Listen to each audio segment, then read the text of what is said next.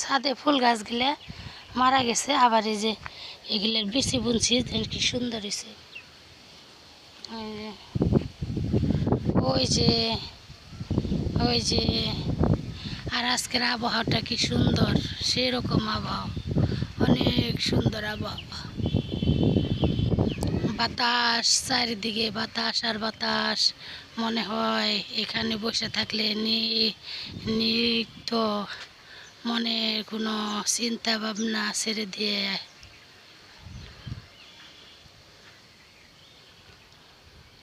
আর আমার জাংলাটা ভাঙে গেছে গা সকালবেলা, এই যে বাঁশ গিলে দেন না, সব জাংলা ভাঙে গেছে, এগুলো সব খোলাইলাম।